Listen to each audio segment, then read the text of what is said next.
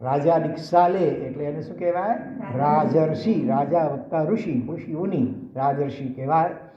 એક વખત અને ઓલો પક્ષીનો જીવ જે હતો એ મરી કરી અને જંગલમાં ભીલ તરીકે, આદિવાસી ભીલ તરીકે ઉત્પન્ન થાય છે. અને એક વખત આ ત્રિવિક્રમ રાજર્ષિ એ જંગલની અંદર કૌશલ ધ્યાનમાં ઊભા હતા અને એમને જોઈને પૂર્વ ભવનો દેશનો ભાવ રહી ગયો હતો પક્ષીના હૃદયમાં. જે એના કારણે એ ભીલ મુનિ ઉપર લાકડી દ્વારા પ્રહાર કરે છે, એમને મારવા માટે પ્રયત્ન કરે છે. આ મુનિ ત્રિવિક્રમ જે રાજર્ષિ તપસ્યા કરતાં કરતાં એમનામાં તેજોલેસ્યા પ્રગટ થઈ ગઈ હતી અને એ તેજોલેસ્યાનો ઉપયોગ કરી નાખ્યો. હકીકતમાં મહામુનિઓ ન કરે, હજી એટલી ઊંચી ભૂમિકા નહીં હોય એટલે એમણે એ ભીલ ઉપર તેજોલેસ્યાનો પ્રયોગ કરી અને એને ખતમ કર્યો. પછી એ ભીલ મરી કરી અને જંગલમાં કેસરી સિંહ તરીકે ઉત્પન્ન થયો. અને જ્યારે કુદરતી એ જ જંગલમાં આ ત્રિવિક્રમ રાજર્ષિ ધ્યાન કરી રહ્યા હતા અને ત્યાં પહેલો સિંહ આવે છે અને પૂર્વભવના વેરના સંસ્કારને કારણે મુનિને મારવા માટે એમની તરફ આમ ધસમસતો આવી રહ્યો છે. એ જોઈને જીવ બચાવવા માટે મુનિવર એકવાર તો તેમ ભાગે છે, પણ પેલો સિંહ હતો એની એકદમ પાછળ જ પડ્યો હતો, ન છૂટકે પછી આખરે ફરી પાછો તેજોલેસ્યાનો પ્રયોગ કરવો પડ્યો અને આખરે એ સિંહ પણ ત્યાં મૃત્યુ પામે છે. મરી કરીને પાછો જંગલમાં દીપડા તરીકે હિંસક પશુ તરીકે ઉત્પન્ન થયો.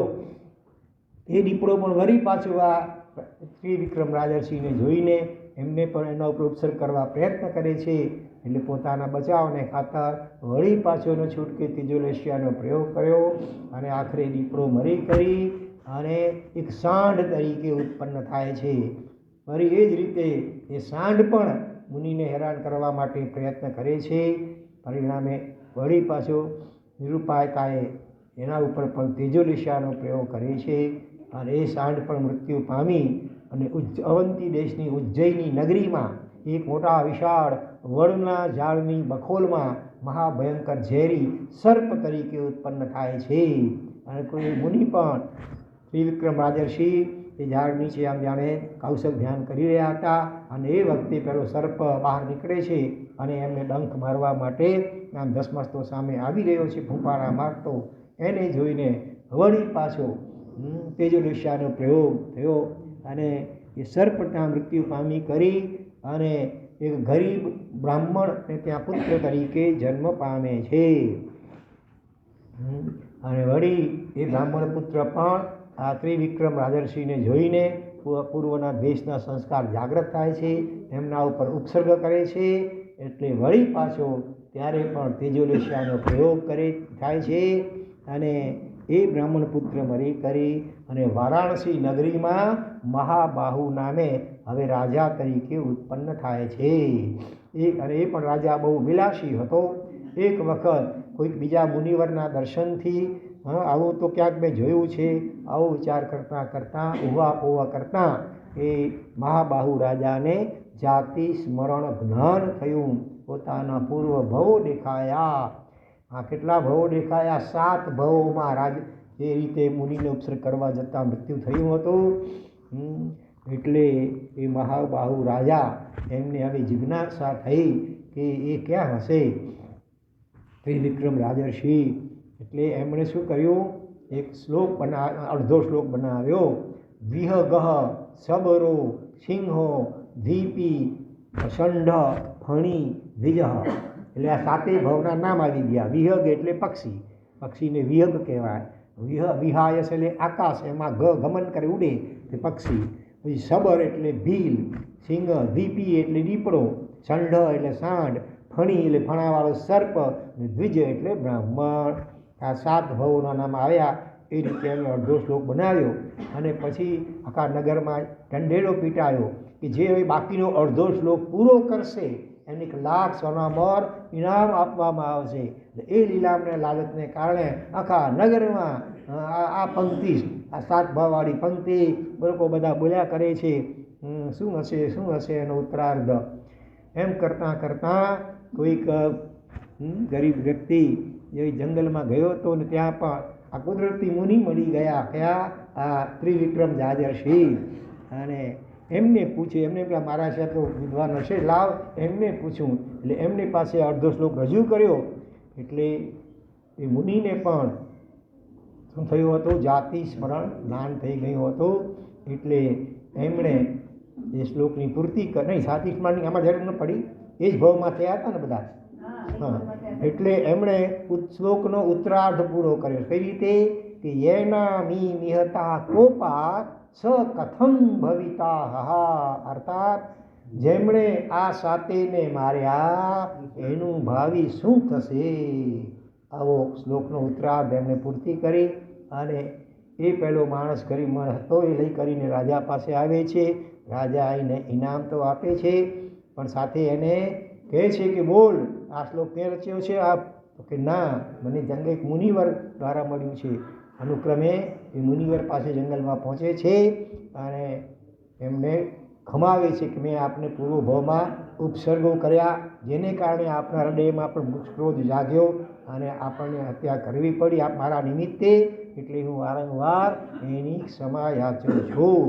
અને સાથે મુનિએ પણ એ રાજાની ક્ષમા યાચી માગી કે મેં પણ આ રીતે તને આટલી વખત 7 વખત ત્રીજો લેશ્યા. ખરેખર તો મુનિ એટલે સાધુ એટલે ક્ષમા, શ્રવણ કહેવાય. ક્ષમા જેના જીવનમાં પ્રધાન એટલે મુખ્ય હોય.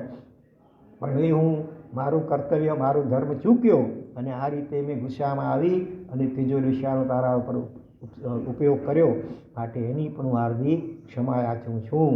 આ રીતે મુનિવરે પણ રાજાના જીવને ખમાવ્યા. અને આ રીતે અરસપરસ ક્ષમાપના થઈ રહી છે. ત્યાં તો આકાશમાં દેવ દુંડવી વાગવા લાગી. શું થયું હતું? કોઈક મુનિવરને, બીજા કોઈક મુનિવરને કેવલ જ્ઞાન થયું હતું. એટલે એનો મત્સ્ય મહિમા કરવા માટે દેવતાઓ દ્વારા દેવ દુંદુબીનો નાદ થઈ રહ્યો હતો.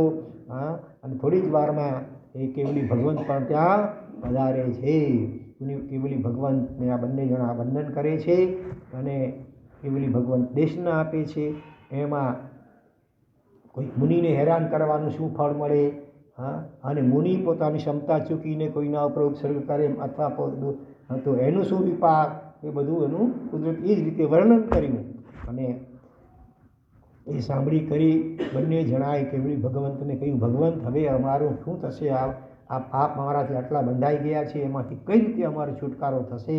ત્યારે કેવલી ભગવંતે આ બંને જણાને, ત્રિવિક્રમ રાજર્ષિને અને પેલા મહાબહુ રાજા બંને જણાને એવું કે એને માટે તો તમારે ત્યાંના કાંકરે અનંત આત્માઓ સિદ્ધિ ગતિને પામ્યા છે એવા પવિત્રતમ શાશ્વત પ્રાય ગિરિરાજ શ્રી શત્રુંજય મહાતીર્થ, ત્યાં જઈને તમારે તપશ્ચર્યા અને આરાધના કરવી પડશે, તો જ તમે આ પાપથી છૂટી શકશો. અને મહાબાહુ રાજાએ જાણે સંઘ કાઢ્યો અને સાથે ત્રિવિક્રમ રાજર્ષિ મુનિવર એમને પણ આમંત્રણ આપી, વિનંતી કરી પધારવા માટે. અને એ રીતે સંઘ સહિત રાજા અને મુનિવર શત્રુંજય ગિરિરાજ ઉપર પધારે છે. ત્યાં ઘોર તપશ્ચર્યા કરે છે. અને એ તપ કરતાં કરતાં અનુક્રમે વારાફરતી બંને જણાને ત્યાં કેવલ જ્ઞાન થાય છે અને ત્યાંથી બંને જણા મોક્ષગામી બને છે.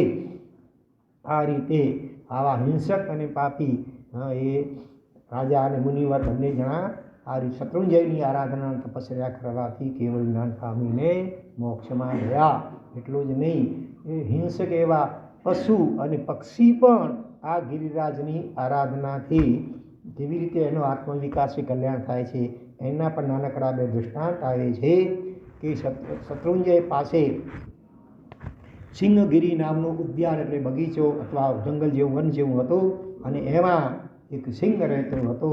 જ્યારે શાંતિનાથ ભગવાન 16માં એ ત્યાં એ વનમાં ધ્યાન કરી રહ્યા હતા એ વખતે પેલા સિંહને ક્રોધ આવે છે અને શાંતિનાથ ભગવાનને જાણે કે મારવા માટે પોતાનો ધસમસતો આવે છે અને પોતાનો પંજો આમ જાણે મારવા પ્રયત્ન કરે. નજીકમાં આવી ગયો તો પણ જ્યાં આમ કરે છે ત્યાં જાણે કોઈ અદૃશ્ય દિવાલ હોય કાચની કેવી કોઈ જાણે તીર્થંકર ભગવાન, એટલે એના ઉપર એનું બધું જોર ચાલ્યું નહીં. એટલે એકદમ હાથ આમ પંજો અથાયો અને એકદમ પોતે રિબાઉન્સ થઈને આમ પાછો પડ્યો. વળી પાછો બીજી વાર બમણા જોરથી એણે એ રીતે પ્રયત્ન કર્યો. આમ અનેક વાર પ્રયત્ન કર્યો પણ દરેક વખતે તેને ધક્કો લાગે અને એ સિંહ પાછો પડે. એને કારણે વિચાર આવ્યો કે આ કોઈ વિશિષ્ટ કોઈ પુરુષ લાગે છે. કે જેના કારણે આવું થાય છે. આમ બેસી એકલી ટસે આમ જોયા કરે છે શાંતિનાથ ભગવાનની સામે. અને જોતાં જોતાં સિંહને શું થયું? જાતિ સ્મરણ જ્ઞાન થયું. તિર્યંચોને પણ પૂર્વ ભવની સ્મૃતિ થઈ શકે છે. તિર્યંચમાં પંચેન્દ્રિય ગર્ભજ પંચેન્દ્રિય તિર્યંચ હોય પશુ કે પક્ષી, એમને પણ પૂર્વ જન્મની સ્મૃતિ થઈ શકે છે. એવા અનેક બીજા દાખલાઓ આવે છે. એટલે પોતાના પૂર્વ ભવ અને દેખાય છે સિંહને. પૂર્વ ભવની અંદર પ્રતિષ્ઠાનપુર નામના નગરની અંદર એક બ્રાહ્મણ તરીકે તે હતો અને યજ્ઞ યાગ આદિ કરાવતો હતો. અને એ વખતે એક જૈન મુનિ ત્યાં પધારે છે અને એને શું કહે છે કે જે આ વેદના આધારે તમે આ યજ્ઞ હોમ વગેરે કરાવો છો, હકીકતમાં એ જે વેદ હતા મૂળમાં કોણે રચેલા ખબર છે કોઈને? 4 વેદ જે કહેવાય છે ને, ઋગ્વેદ, સામવેદ, અથર્વવેદ. નહીં, મૂળમાં આપણા જૈન તરીકે હતા એ વેદો. ભરત ચક્રવર્તી, ઋષભદેવ ભગવાનના પુત્ર ભરત ચક્રવર્તીએ 4 વેદોની રચના કરી હતી, પણ પાછળથી બ્રાહ્મણોએ એમાં કેટલા ફેરફારો કર્યા અને આ યજ્ઞ હોમ વગેરેનો અંદર ઉમેરો કર્યો. પણ આ કડવું સત્ય સાંભળી ન શક્યો અને પેલો બ્રાહ્મણ મુનિને મારવાને માટે દોડે છે. અને એ મારવા જતાં યજ્ઞનો એક સ્તંભ થાંભલો હતો એમાં અથડાય છે અને ત્યાં એનું આયુષ્ય પૂરું થાય છે. મરી કરીને એ આ પોતે સિંહ બન્યો છે. બરાબર? તો સિંહને આ રીતે પોતાનો પૂર્વ ભવ દેખાયો. અને ત્યાર પછી જ્યારે સિંહ થોડો શાંત થયો અને શાંતિનાથ ભગવાન, હજી એ વખતે સાધના કાળ ચાલતો હતો, કેવલનાજી નહોતું થયું, એટલે કાવસવ પાડી અને સિંહને ઉદ્બોધ અથવા કદાચ સ્પષ્ટ નથી, સાધના કાળ હતો કે, પણ સિંહને એને ઉપદેશ આપે છે. ઉપદેશ તો કેવળ જ્ઞાન પછી જ આપે, એટલે કદાચ કેવળ જ્ઞાન થઈ ગયું હશે. પણ પછી એને હિંસા છોડી દયા ધર્મ પાડવાનો પ્રેરણા કરે છે. પછી શાંતિનાથ ભગવાન આગળ જ્યારે શત્રુંજય ગિરિરાજ ઉપર ચડવા માંડે છે ત્યારે સિંહ પણ એની પાછળ જવા લાગ્યો. એમાં એ વખતે શત્રુંજય ગિરિરાજનું ઘણા શિખરો ટૂંકો હતી, એમાં એક સ્વર્ગગીરી નામની જે ટૂંક હતી, ત્યાં પ્રભુએ જોયું કે સિંહ હજી પાછળ આવે છે, એટલે વળી પાછું એ સિંહને ઉદ્દેશી કરી અને પ્રેરણા કરી કે તું બધા જીવો ઉપર સમભાવ રાખી કરી હવે તું અહીં જ રહે, અહીં જ રહીને તું શાંત થઈને રહે. અને એ રીતે એ ભગવાનની પ્રેરણાથી સિંહ શાંત થઈ જાય છે અને ત્યાં જ સ્થિર થાય છે અને શુભ ધ્યાનપૂર્વક આયુષ્ય પૂરું કરી અને સિંહ દેવ બને છે. ત્યાર પછી શાંતિનાથ ભગવાન એ શત્રુંજય ગિરિરાજના મરુદેવા નામનું શિખર બીજું હતું, ત્યાં ચોમાસું રહ્યા હતા. પૂજાની રાત વગેરેમાં પણ આવે છે. એટલે એ પાછીથી ચોમાસું પૂરું થયું, ભગવાન ત્યાંથી વિહાર કરી જાય છે, ત્યારે પેલો જે સિંહ દેવ બન્યો હતો એ ત્યાં આવી કરી અને મંદિર બંધે છે. બરાબર? આ પ્રસંગ, એટલે આ રીતે સિંહ પણ શત્રુંજય ગિરિરાજ અને પ્રભુના સાનિધ્યને પામીને દેવગતિને પામ્યો હતો અને વિશેષ પ્રકારે પ્રભુની ભક્તિ માટે ત્યાં જે દેરાસર બંધાવે છે. આ વાત શત્રુંજય મહાત્મ્ય ગ્રંથ જે આગળ કહ્યું હતું કે મને કોણે રચેલું છે, છેલ્લે કોણે રચ્યું છે? ધનેશ્વર સૂરી, બહુ પ્રભાવશાળી આચાર્ય, એમની પ્રતિમા પણ શત્રુંજય ગિરિરાજ ઉપર છે. એટલે તો એના 8મા સર્ગની અંદર આ દૃષ્ટાંત આપેલું છે.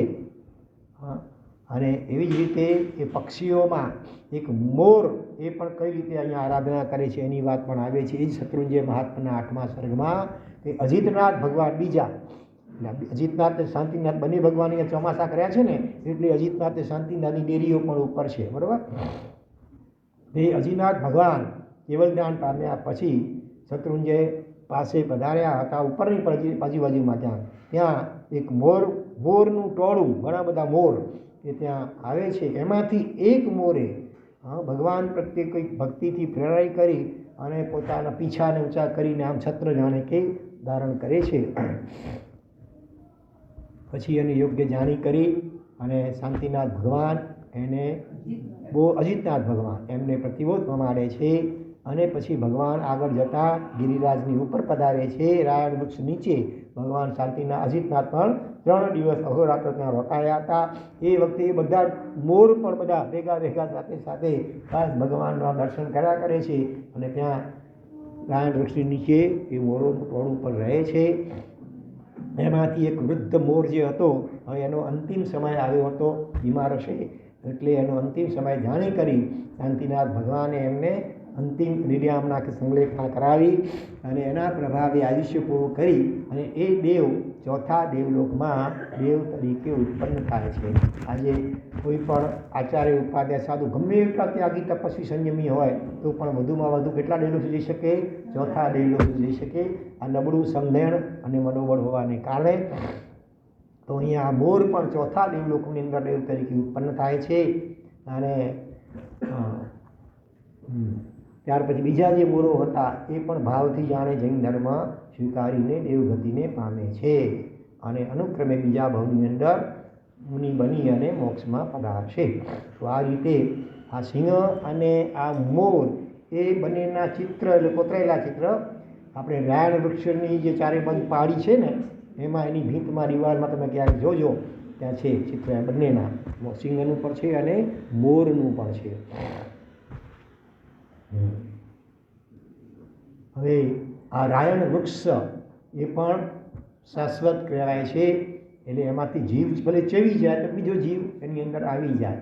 અને કહેવાય છે કે રાયણ વૃક્ષ એ દેવાધિષ્ઠિત છે અને એને કારણે કોઈ હળુકર્મી આત્મા હોય, શત્રુંજય ગિરિરાજને આદિના દાદા પ્રત્યે ખૂબ ભક્તિ ધરાવતો હોય અને એ જો એને પ્રદક્ષિણા આપે અને એ વખતે એમના મસ્તક ઉપર એનું ક્ષીર જરે તો એ ત્રીજે ભવાઈ મોક્ષગામી હોય એવું કહેવાય છે. વર્તમાન કાળની અંદર એક આચાર્ય ભગવંત એમના મસ્તક ઉપર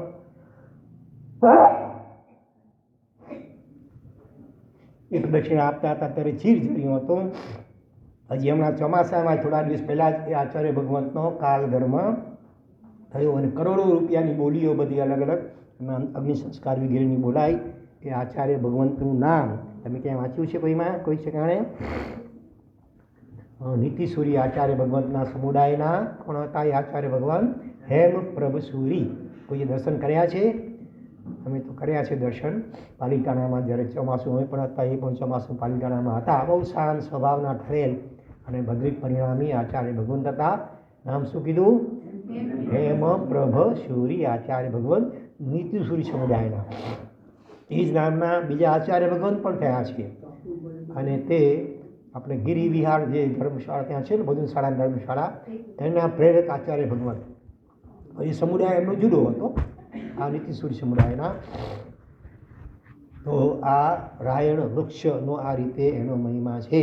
હવે જ્યારે નીતિસુરી સમુદાયની વાત નીકળી ત્યારે એમના સમુદાયના એક આચાર્ય ભગવંત કે જેમણે કેટલી અઠમો કરી, છઠ્ઠો કરી, 7 યાત્રાઓ કરી. હાઈએસ્ટ સ્કોર કેટલો છે? લગભગ 350 આસપાસ કહેવાય છે. એ પોતે તો ગણતા નહોતા તો એમના શિષ્યો ગણતા હશે. એનું આપણે દ્રષ્ટાંત જરાક જોઈ લઈએ. એ જ્યારે 14-15 વર્ષની ઉંમરના હતા, નાના, એ વખતે એમને 3rd સ્ટેજનો ટીબી રોગ થઈ ગયો હતો. એ કારણે કર્મ સંજોગે હવે એ જમાનામાં આટલા બધા સાધનો નહોતા અને ડૉક્ટરોએ એ કેસને અસાધ્ય તરીકે જાહેર કરી દીધો હતો. ટીબી એટલે ક્ષય રોગ, જેમાં શરીર ઉત્તરોત્તર ક્ષીણ થતું જાય. એટલે એકદમ આમ શુક્લકડી કાયા થઈ ગઈ હતી. અને ડૉક્ટરોએ જ્યારે હાથ ખંખેરી નાખ્યા ત્યારે કુદરતી કોઈક પૂર્વજન્મનો એવો પુણ્ય થયો હશે, એમને એવી સદબુદ્ધિ આવી કે જો મરવું છે નક્કી હવે તો અહીંયા ઘરે કે દવાખાનામાં મરવા કરતાં શત્રુંજય ગિરિરાજની છાયામાં જઈને ત્યાં મારું આયુષ્ય હું પૂરું કરું. આમ વિચારી કરી અને આવી સ્થિતિમાં માતા પિતા વગેરેની રજા માગે તો રજા મળે ખરી? આવી સ્થિતિમાં કોઈ રજા ના આપે એટલે ચૂપચાપ કોઈને કહ્યા વગર ઘરેથી નીકળી જાય છે. અને એ જમાનામાં પાલિતાણા પહોંચવું એટલું સહેલું પણ નહોતું. લગભગ 3 જેટલી બદલીઓ કરવી પડે. એક વખત તો હોડીમાં પણ બેસવું પડે, કંઈક આવી સ્થિતિ હતી. અને એ રીતે આ બદલીઓ કરી અને આ છોકરો પાલિતાણા માંડ પહોંચ્યો. એ વખતે ધર્મશાળાઓ પણ આટલી બધી નહોતી. 2-3 માંડ જૂની ધર્મશાળા, મગન મોદીની કેવી કોઈ ધર્મશાળા હતી. ત્યાં સાંજના સમયે પહોંચે છે અને મુનિને કહે છે, વિનંતી કરે છે પોતાને રૂમ આપવા માટે. પણ હવે એકલો અટુલો હતો ને આવી કાયા એ જોઈ કરીને મુનિ ના પાડી દે છે. આવી સ્થિતિમાં હું તમને અહીંયા ના આપી શકું રૂમ, હા, અને અહીંયા કંઈ થઈ જાય તો પછી મારા ઉપર દોષ લાગે. એ પછી પહેલો છોકરો એ ધર્મશાળાની બહાર ઓટલા ઉપર એ રાત પસાર કરે છે અને બીજે દિવસે સવારે ચોવિયાર ઉપવાસનું પચખાણ લઈ કરી અને ગિરિરાજની યાત્રાનો પ્રારંભ કરે છે. એમ કરતાં પહેલી યાત્રા ધીરે ધીરે ધીરે પાપા પગલી કરતાં ઉપર ચડે છે. એને એમ કે રસ્તામાં જ આયુષ્ય પૂરું થઈ જાય તો સારું, પણ આયુષ્ય મજબૂત હતું, આયુષ્ય પૂરું ન થયું. અને એમાં પાછો ગિરિરાજનો પ્રભાવ ઉલટી થોડી સ્ફૂર્તિની અનુભૂતિ થઈ. એટલે વળી ચાલો પહેલી યાત્રામાં ન થયું તો બીજી યાત્રામાં આયુષ્ય પૂરું થાય. એમ કરતાં આખા દિવસમાં 3 કે 4 યાત્રા થઈ ગઈ, પણ શરીર છૂટ્યું નહીં. તો ચાલો આજે નહીં તો કાલે આવી બીજી દિવસે વળી પાછું એ જ રીતે 24 ઉપવાસના પચખાણ લઈ ધીરે ધીરે યાત્રા કરતાં બાકીની બીજી પણ 3 કે 4 યાત્રા, ટોટલ 7 યાત્રા 24 છઠ્ઠ કરીને 2 દિવસમાં થઈ ગઈ. અને આયુષ્ય પૂરું થવાને બદલે શરીરમાં સ્ફૂર્તિનો અનુભવ થયો. એટલે એમણે શુભ સંકલ્પ કર્યો કે જો આ બીમારીમાંથી હું બચી જાઉં તો હું શું કરું. આવો વિચાર આવે આપણને. જો લગભગ કોઈને કોઈ દરેકને આપણને ક્યારેક ને ક્યારેક જિંદગીમાં કંઈક જબરી બીમારી તો આવી જ હોય ને, બસ મોટે ભાગે. અને એ વખતે આપણે વૈરાગ્ય પણ થાય, લગભગ બધાને થાય, હે ભગવાન આમાંથી હું બચી જાઉં તો પછી હું કોઈ પાપ ન કરું, કોઈ વ્યસન ન સેવું અને એકદમ ધર્મ કરું. આવા વિચારો આવ્યા છે, કેટલાને આવ્યા છે? એવા અનુભવ થયો છે ક્યારેક ને ક્યારેક? નથી થયો અનુભવ? થયો તો હશે, થોડો થયો છે ને. પણ પછી મોટે ભાગે આપણે ગર્ભમાં હતા ત્યારે પણ આવા સંકલ્પો કર્યા હતા. એવા બહાર નીકળ્યા અને પછી ઉવા કર્યું. એટલે એમાં ઉવા એટલે ત્યાં ભગવાને એને દીધેલા કૌલ તમે ભૂલી ગયા, જૂઠી માયાને મોહમાં ફસાઈ ગયા, હવે બાકી છે એમાં ધ્યાન, જીવન થોડું રહ્યું. એટલે આ રીતે ગર્ભાવાસમાં પણ જીવ મનથી આવા સંકલ્પો કરે, વચન આપે, પણ પછી જેવો સંસારમાં આવે એટલે બધું ભૂલી જાય છે. એવી રીતે બીમારીમાં પણ આપણને વૈરાગ્ય થતો હોય, સારા વિચારો પણ વૈરાગ્યના આવતા હોય, પણ પછી જેવો જીવ પાછો ઠીક થઈ જાય તબિયત, એટલે વળી પાછો અનાદિની અવળી ચાલ પ્રમાણે જીવન જીવતો થઈ જાય. કોઈક જ એવા વિરલ આત્મા હોય કે જે પોતે કરેલા સંકલ્પને વળગી રહે, વફાદાર રહે. બોલો, એવા 2 શાસ્ત્રીય દ્રષ્ટાંતો પ્રસિદ્ધ છે કે બીમારીમાં એમણે એવા સંકલ્પ કર્યા હતા કે જો હું બચી જાઉં તો ચારિત્ર સ્વીકારી લઉં. એક તો નમી રાજર્ષિ, બરોબર, જેમને આખા શરીર દાહ જર ઉત્પન્ન થયો હતો, ભયંકર બળતરા થતી હતી. એટલી બળતરા થતી હતી કે એની રાણીઓ જે ચંદનને લસોટી રહી છે એનો કંકણનો અવાજ પણ સહન ન થયો. અને આખરી બધી રાણીઓએ સૌભાગ્યનું ચિહ્ન રૂપે એક કંકણ રાખીને બાકીના કાઢી નાખ્યા. પછીથી કેમ શાંત થઈ ગયું બધું? તો બધું આ કારણે શાંત થયું. એનો મતલબ કે એકત્વમાં શાંતિ છે, અનેકપણામાં તકલીફ છે. અને ત્યાં એમને શુભ સંકલ્પ કર્યો કે જો હું આમાંથી બચી જાઉં તો સંયમ સ્વીકારી લઉં. અને ખરેખર આ શુભ સંકલ્પના પ્રાર્થનાના પ્રભાવે એની બીમારી મટી ગઈ અને એને વફાદાર રહ્યા અને નમી રાજર્ષિ બન્યા. ત્યારે ઇન્દ્ર મહારાજાએ આવીને અનેક ક્રોસ ક્વેશ્ચન કર્યા, આવડા પ્રશ્નો પૂછ્યા બધા કે આ મિથિલ નાગરી એને છોડીને તમે તમારા વગર મિથિલ નાગરી અનાથ બની જશે, માટે તમે આ દીક્ષા શા માટે ન લો? જગ્યાએ જગ્યાએ અનેક પ્રશ્નો કર્યા, બધાના યથાયોગ્ય સમાધાન આપ્યા. આખો એ પ્રસંગ ઉત્તરાધન સૂત્રની અંદર આપેલો છે. નમીરાજ આખું અનુઅધ્યયન છે. બીજો કયો દ્રષ્ટાંત યાદ આવે? અનાથી મુનિ, સૈનિક રાજાએ જેમને દીક્ષા છોડી અને સંસારના ભોગો ભોગવવા માટે આમંત્રણ આપ્યું, પોતે એના નાથ બનવા માટેનું વાત પણ કરી, પણ સામે એમ રાજન તમે પોતે અનાથ છો તો મારા અનાથ સી રીતે બની શકશો એમ કહી એવો માર્મિક એમને ઉપદેશ આપ્યો કે આખરે સૈનિક રાજા પણ કહેવાય છે ત્યાં સમ્યક્ત પામ્યા. અને અનાથી મુનિએ પણ બધું હર્યો ભર્યો સંસારનો ભારે સંસાર હતો, બધી હવેલી અને કેટલી પત્નીઓ વગેરે, છતાં પણ બધાનો પરિત્યાગ કરી અને સંયમી બન્યા હતા. વર્તમાન કાળનો એક દાખલો કહું, નજીકના ભૂતકાળનો. તમે રોક ફેલરનું નામ સાંભળ્યું હશે. રોક ફેલર સાંભળ્યું છે? હા, ટોપ 10માં જેનો નંબર આવે. હે પેટ્રોલનો કિંગ હતો બાદશાહ એમ. ઓહો, અમેરિકાનો મૂળ ક્યાંનો? અમેરિકાનો. હા, તો દુનિયાના 10 મુખ્ય છે જેને કહેવાય ટોચના વ્યક્તિ સંપત્તિશાળી, એમાં એનો નંબર લાગે. અબજો ડોલર એની પાસે. અને જિંદગીમાં બસ એક જ સિદ્ધાંત કે પૈસો મારો પરમેશ્વર ને હું પૈસાનો દાસ. પૈસો હોય તો બધા સુખ ખરીદી શકાય, અને પૈસો હોય તો બધા જ દુઃખને ટાળી શકાય. બરોબર ને ભાઈ? શું કહો છો તમે? શું કહો છો તમારો? હા, તમારા અંતરને પૂછીને કહેજો. ઊંડે ઊંડે ઊંડે કંઈક આવી માન્યતા કદાચ પડી હશે કે પૈસો દુનિયામાં હોય તો બધા બધું ખરીદી શકાય, બધા સુખને મેળવી શકાય, સુખના સાધનો મેળવી શકાય, અને પૈસો હોય તો બધા દુઃખને ટાળી શકાય. પણ આ એની ભ્રાંતિ, ભ્રમણા ક્યારે એને સમજણમાં આવી કે અકાળે બીમાર પડ્યો. હજી ઉંમર તો 50 વર્ષની માંડ થઈ હતી, અને ત્યાં એકદમ અસાધ્ય બીમારીમાં પટકાઈ ગયો, અને ફેમિલી ડૉક્ટર પણ એનું કાંઈ ચાલતું નથી. મોટા મોટા ક્વોલિફાઈડ ડૉક્ટરોની પેનલ આખી આવી ગઈ. બધાએ ઘણા પ્રયત્નો કર્યા, પણ છેવટે બધાએ હાથ ઊંચા કરી નાખ્યા. એટલી ભયંકર પીડા કે અઠવાડિયાથી બિલકુલ દિવસ રાત જરાય આંખ નીચાતી ઊંઘ આવતી જ નથી. એની પત્ની જે હતી, વાઇફ જે કહેવાય, ધર્મપતિ તો કેમ કહેવાય તે જમાના આપણે? ધર્મપતિ તો આર્ય દેશની ધર્મપત્નીઓ હોય. એટલે એ વાઇફ પણ ઉજાગરા કરી કરીને બિચારી થાકી ગઈ હતી, અને આખરે એને પણ ઊંઘ આવી ગઈ. ત્યારે મધ્યરાત્રિએ જુએ છે, અરે પત્ની પણ સૂઈ ગઈ છે, અને અત્યારે કોઈ નથી, હું એકલો અટુલો. હું માનતો હતો કે પૈસા હોય તો બધા દુઃખ દૂર કરી શકાય, પણ આજે આટલા મોટા ડૉક્ટરોની પેનલ પણ કાંઈ જ કરી શકતી નથી. ખરેખર હું કેટલી ભ્રમણામાં રહ્યો અત્યાર સુધીમાં, અને આ પૈસાને મેળવવા માટે મેં કેટલા પાપો કર્યા, કેટલા ગરીબોનું ખૂન ચૂસ્યું વગેરે. તીવ્ર પશ્ચાતાપ થાય છે, અને ત્યાં શુભ સંકલ્પ કરે છે, ઓ ગોડ સેવ મી.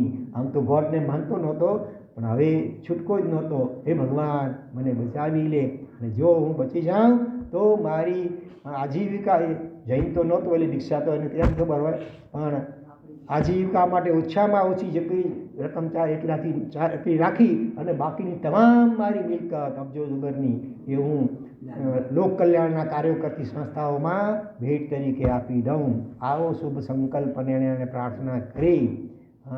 તકલીફમાં હોય ને માણસ ત્યારે નાભીથી પ્રાર્થના થાય, હૃદયથી કે નાભીથી પ્રાર્થના થાય. અને બાકી ચાલુ દિવસોમાં આપણે દેરાસમાં તો કોકેલી સ્તુતિઓ બોલી આવીએ પોપટની જેમ, એમાં એટલો ભાવ ના આવે. થોડો આવે કોઈને ભલે, જોઈએ એવો ભાવ ના આવે.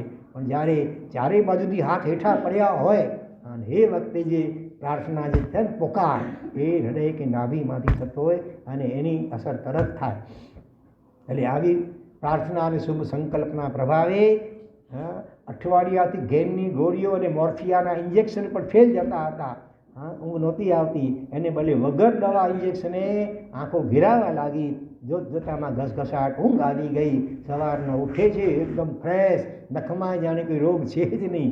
આ ચમત્કાર જુઓ પ્રાર્થનાનો, શુભ સંકલ્પનો. બોલો હવે શું કરવાનું? આપણી જાતને મૂકી જોઈએ ડૉક્ટરની જગ્યાએ, કે આવો સંકલ્પ આપણે પ્રાર્થના આપણે કરેલો હોય ને આવી રીતે સારું થઈ ગયું, તો આપણે શું કરીએ એ પ્રમાણે કે આજીવિકા માટે ઓછામાં ઓછી રકમ રાખી, બાકીની બધી જ મિલકત લોક કલ્યાણના, સમાજ કલ્યાણના કાર્યો કરતી સંસ્થાઓમાં આપવાનો સંકલ્પ કર્યો હતો. આ કડી વાણીઓ નહોતો, વાણીઓ તો વળી કોઈ પોતનો રસ્તો કાઢે કદાચ નહીં. એવા 2 દૃષ્ટાંત આવે છે વાણિયાભાઈના. એક વાણિયાભાઈ 500 વાહણો દ્વારા દેશ પરદેશ વેપાર કરે, એમાં મદદનીય તોફાન ઉપડ્યું કે ત્યાંનો માલ 500 વાહણમાં નાળીએ રાખા અને પેલી બદામ ભરી કરી અને પાછો ફરી રહ્યો હતો. મદદરીએ તોફાન ઉપડ્યું, અને એણે પણ પ્રાર્થના કરી શાંતિનાથ ભગવાનને, કદાચ દેવલાલીના, એ ભગવાન આમાંથી મને બચાવે તો 50-50 અડધો માલ હું તમને અર્પણ કરી દઈશ. અને કુદરતનું કરવું, તોફાન શાંત થઈ ગયું. એમ તેમ પાછા દેવલાલી આવી ગયા ઘરે. કુટુંબીઓને વાત કરી કે આવી રીતે બન્યું હતું ને મેં આ પ્રાર્થના કરીને આવી રીતે બચી ગયો. કોઈ કંઈ કહ્યું તો પછી હવે શું કરશો? અડધો માલ. જેઠાલાલભાઈ તો રાજીના રેડ થઈ જાય. 250 વાણ, હા, શ્રીફળ અને બદામ, કેટલા રૂપિયા ઉપજે વેચો તો. અને એ બધા ફોરેનના હતા, ઊંચી જાતના હતા બધા. તો બોલો, કરવાણિયાભાઈ હતા, એને કહ્યું આપણા ભગવાન તો કેવા છે, વીતરાગ છે, એ થોડું કંઈ આવું બધું ખાવાના છે, તો મહાતપસ્વી હતા. તો વળી બીજા કોઈ કંઈ કહ્યું ભગવાન વિતરાગ છે, પણ અધિષ્ઠાને ગરુડ યક્ષ નિર્વાણી યક્ષિણી, હા એ કાંઈ અધિક થોડા વિતરાગ છે. હા, તમે આ ચીટિંગ કરશો ભગવાન સાથે તો પછી એ તમને બરાબર શિક્ષા કરશે. વળી જરાક ભય લાગ્યો કે વાત સાચી છે, તો હવે કરવું શું, કંઈક રસ્તો તો કાઢ્યો રહ્યો. એટલે વાણિયાભાઈએ પોતાની બુદ્ધિ દોડાવી. શું કહો છો લક્ષ્મીચંદભાઈ, શું કર્યું હશે? કેટલાને ખબર છે? અનુમાન કરો, હાથ ઊંચો કરો. આ દ્રષ્ટાંત કદાચ ચોમાસા પહેલાં જ્યારે અમે આવ્યા હતા અહીંયા ત્યારે વાત તો હા કરેલી છે, પણ આપણી યાદશક્તિ પાવરફુલ છે, બધા કદાચ દેશી ખાઈએ છીએ. પ્રેમીભાઈ તમને યાદ નથી?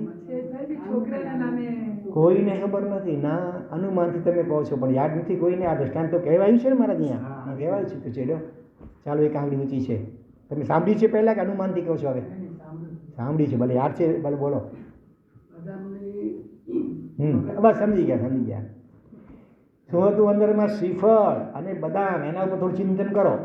એનામાંથી અડધો માલ આપવાનો છે, સમજી ગયા? હવે હા, બધાને તોડી નાખ્યા અને ફોતરા ઘોટલા છોતરા બધા હતા એ ગુણમાં ભરી કરી અને ઉલટાવી વધારે થાય, છોતરા ફોતરા વધારે થઈ ગયા. એટલે બધા ગુણોમાં ભરી અને નોકરો દ્વારા ઉપડાવીને મંદિરમાં લઈ આવે છે. અને ભગવાન શું કહે, જો ભગવાન મેં તો તમને અડધા માલનું વચન આપ્યું હતું, જે આટલો સમય આટલા દિવસો પસાર થયા છે, કાંઈ 2-4 દિવસ, તો એનું વ્યાજ સહિત, બરાબર ને? શાસ્ત્રમાં કહ્યું છે કે વિલંબ થાય થોડો પણ તો વ્યાજ સહિત, બરાબર ને? તમે આવું કરો છો નિરાશ્ર, આપણે પરીક્ષા વગેરેમાં બોલ્યા હો, પછી જ્યારે થોડા દિવસ પછી પાછું આપવા આવો રકમ, ત્યારે વ્યાજ સહિત એટલા દિવસનું આપો. આપવું જોઈએ વ્યાજ સહિત. ખરેખર તો એવા જાગૃત શ્રાવકો હોય છે, બોલે અને એ લાભ પછી લે, પહેલાં રકમ જમા કરાવે. પત્રીમાં ચોમાસું હતું, ત્યાં મુખ્યત્વે અત્યારે સ્થાનકવાસી પરિવારો વધારે, પહેલાં ભલે આપણા દેરાવાસી હતા, ધીરે ધીરે સ્થાનકવાસી થયા. તો દેરાસની પ્રતિષ્ઠા થઈ અને દ્વાર ઉદ્ઘાટન ચડાવો લગભગ 7 લાખ રૂપિયામાં ચડાવવાનો આદેશ લીધો એક સ્થાનકવાસી પરિવારે. અને એમણે પહેલાં આટલી મોટી રકમ પણ પહેલાં જમા કરાવી, પછી દ્વાર ઉદ્ઘાટન કર્યું. બોલો, તાત્કાલિક આટલી રકમ એમણે જમા કરાવી. આ તો અમારી નજર સામેનો દાખલો છે. અમે ત્યાં ચોમાસું ઉપર કરેલું, પ્રતિષ્ઠા વખતે પણ હતા. હા, એવી રીતે બીજા ચાણસ્માના ગભરુભાઈ, એ પણ દેરાસરની બાજુમાં જ ઘર, અને રોજ ભગવાનની પહેલી પૂજા વગેરેના બોલીઓ બોલે, આદેશ મળે જેવો તેઓ બૂમ પાડે દીકરાની, બેટા આટલી રકમ જઈ ઓફિસ પકે પેઢીમાં જમા કરાવ, રસીદ મને આપ, પછી એ લાભ લે. એટલા જાગૃત હતા શ્રાવકો. તો અહીંયા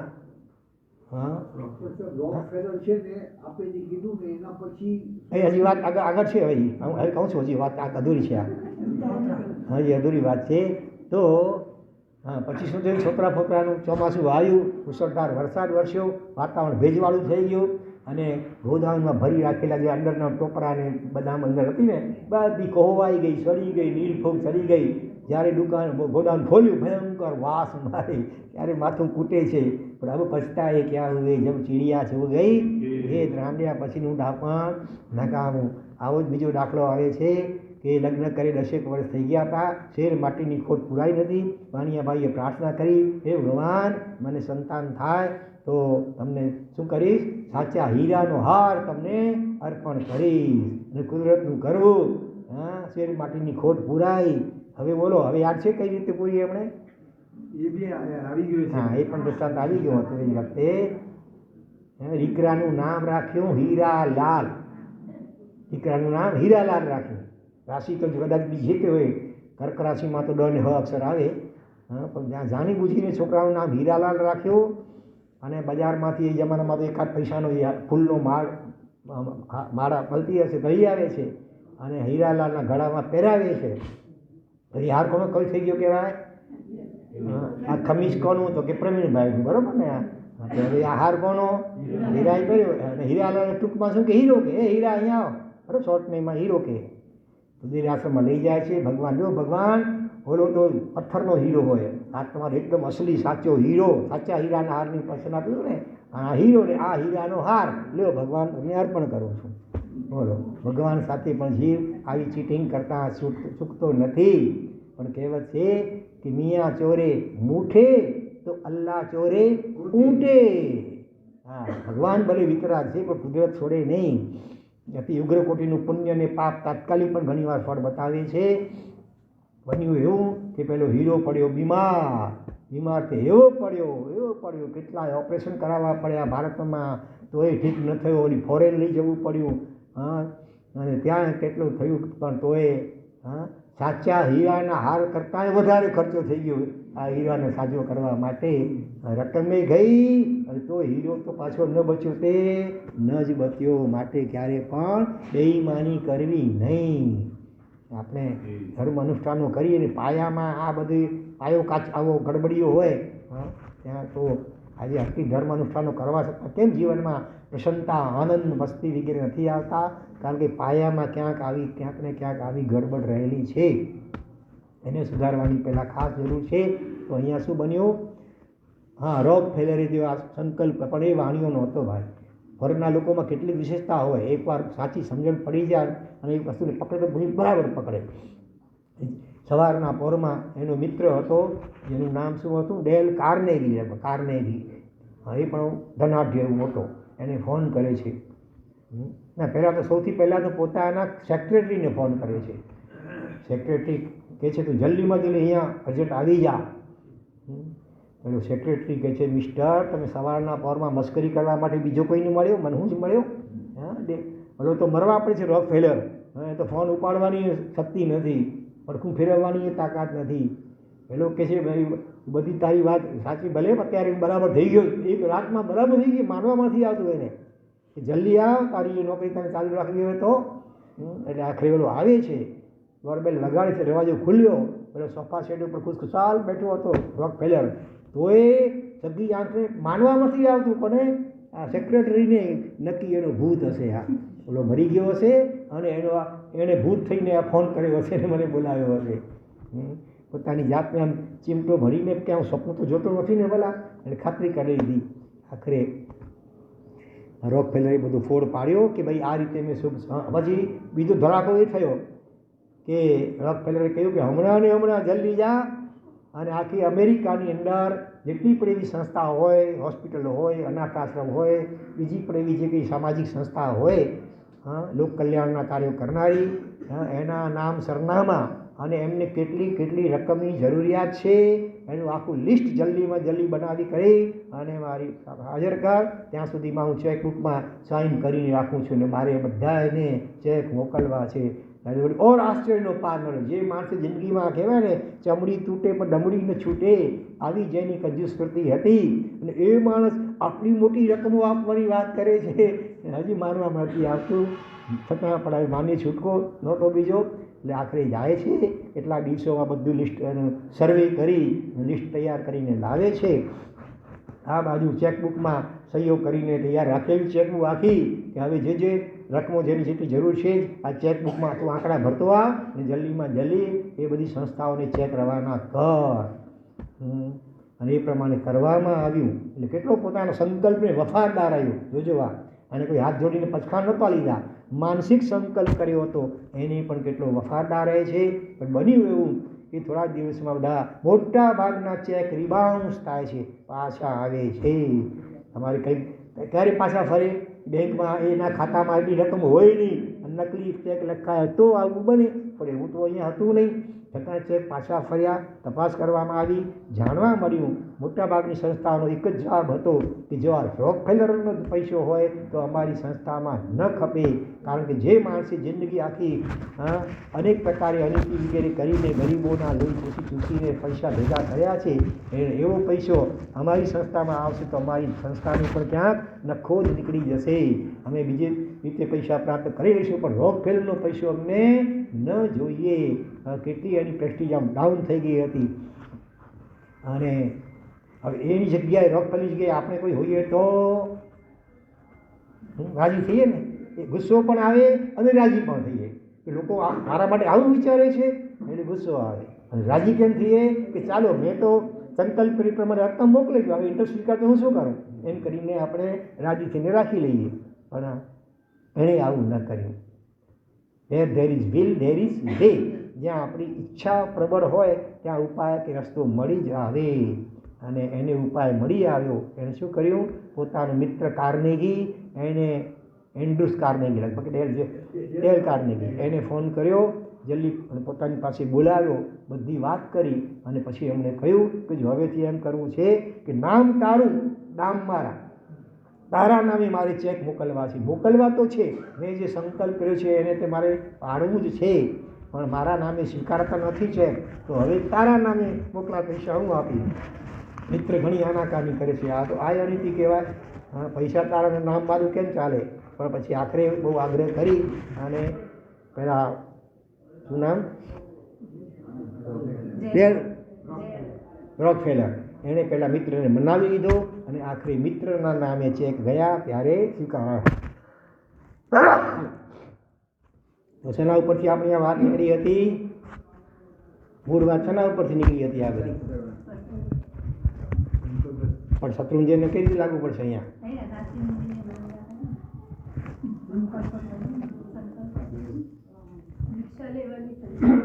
હા,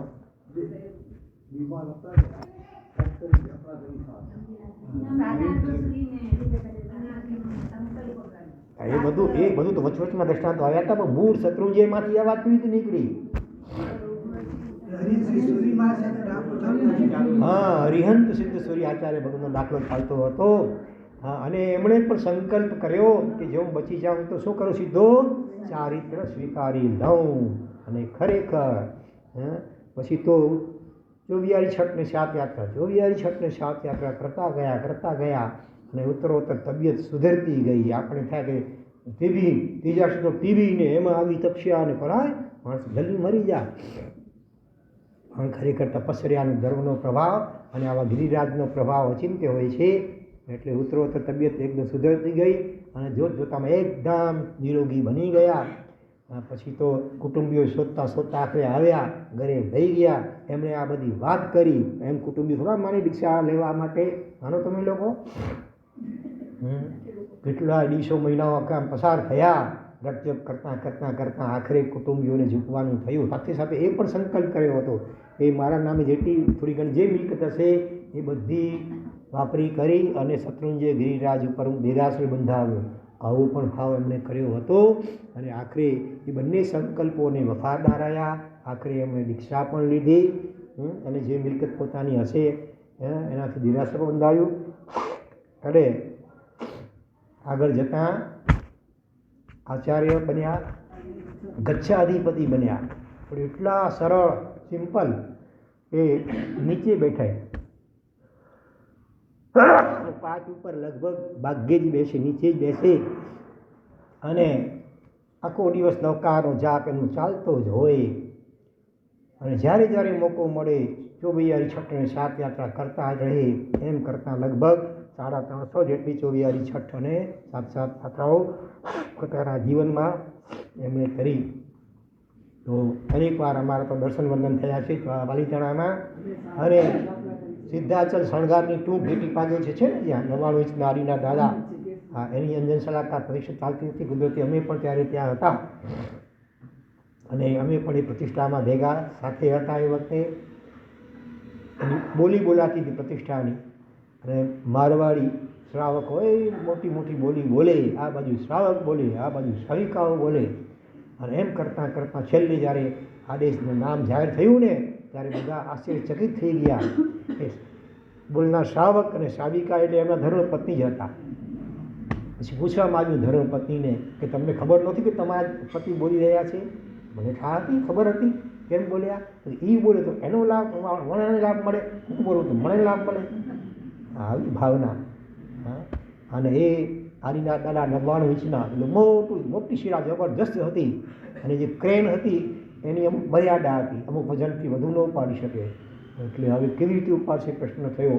પણ આ ગિરિરાજનો પ્રભાવ, દાદાનો પ્રભાવ જે સમજો, જાણે ફૂલની માફક આખી શિલા ઉંચકાઈ ગઈ. પછી જ્યારે એમાંથી ઘડવાનું હતી પ્રતિમા, એ વખતે જે પ્રખ્યાત હતો શિલ્પી, તો એને કુદરતી લકવો થઈ ગયો હતો, એટલે એ હવે ઘડી શકે એમ નહોતો, એનો દીકરો ઘડવાનો હતો. પણ એમ થયું લાવ પહેલો ટાંકરો થોડોક શરૂઆતનું કરી નાખું, પછી દીકરો ઘડશે. જેવો ટાંકરો આમ લગાવ્યું, આમ હાથમાંથી ઝણઝણાટી પસાર થઈ ગઈ અને લકવો શું થઈ ગયો બરાબર. પછી આખી વતીમાં એણે પોતે ઘડી.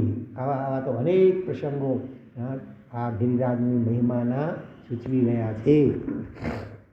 અને આ ગિરિરાજની રક્ષાને માટે કહેવાય છે બાળકોના બલિદાન કેટલા અપાયા છે. મોહમ્મદ નામનો મુસ્લિમ બાદશાહ, એ મંદિરો અને પ્રતિમૂર્તિઓનો બહુ દ્વેષી, અનેક ઠેકાણે મંદિરો તેને તોડ્યા હતા. અને એ પાલિતાણા આવી રહ્યો હતો એવા સમાચાર મળતા જૈન સંઘ ખૂબ ચિંતિત થઈ ગયો. મિટિંગ થઈ. એ વખતે પાલિતાણામાં ઘણા બારોટો પણ રહેતા હતા અને જૈનો અને બારોટોનો સારો સુમેળ હતો.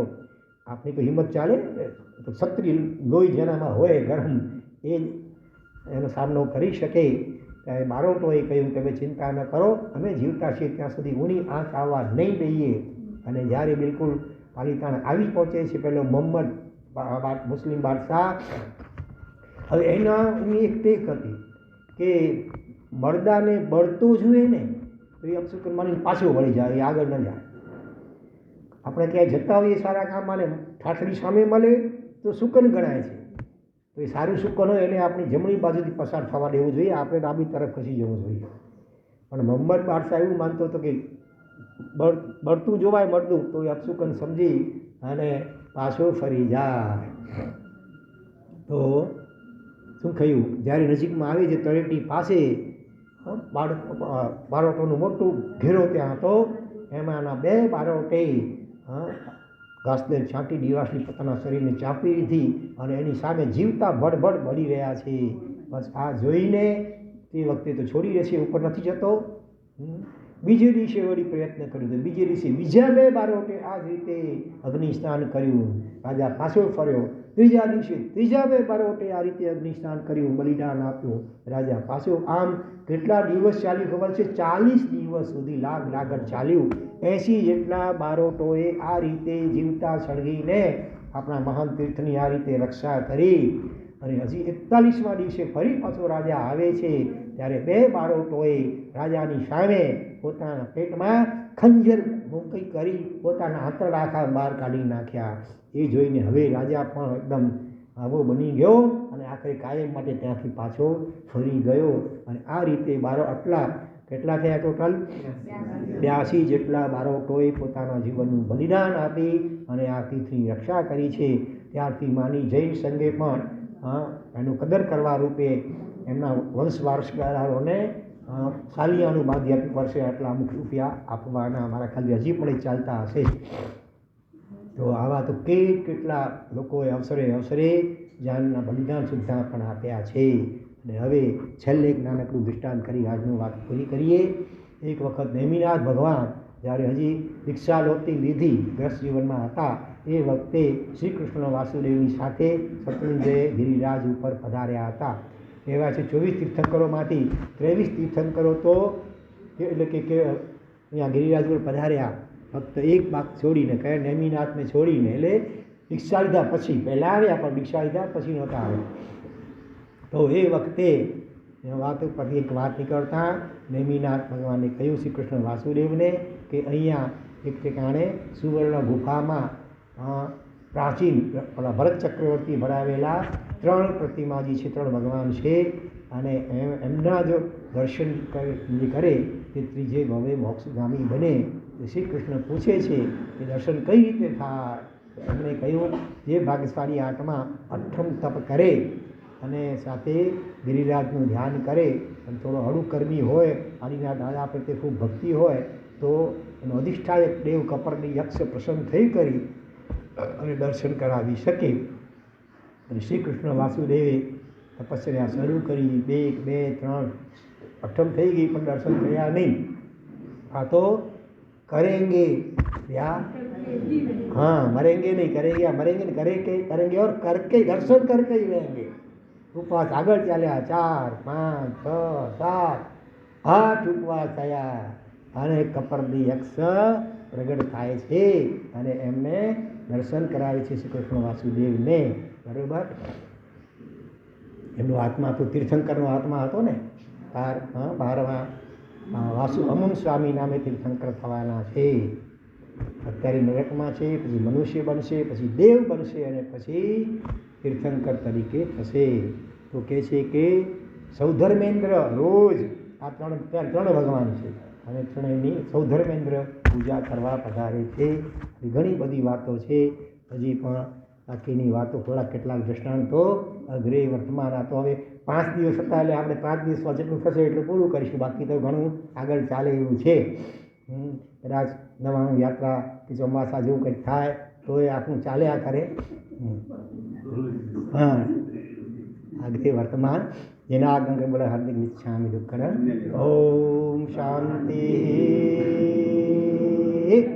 શાંતિ શાંતિ. ત્રણેય લોકના સર્વે જીવોનો કલ્યાણ મંગલ અને શીઘ્ર મોક્ષ થાઓ એવી મંગલ ભાવના પૂર્વક નમો અરિહંતાણામ નમો આયરિયાણામ નમો લોએ સબ સાહુણામ સબ પાવપણાસણો પરમં હોઈ મંગલમ નમો સિદ્ધાણામ નમો ઉવજ્જાયાણામ યેશો પંચનમુક્કારો મંગલાણં ચ સર્વેષે નમો અરિહંતાણામ નમો આયરિયાણામ નમો લોએ સબ સાહુણામ સબ પાવપણાસણો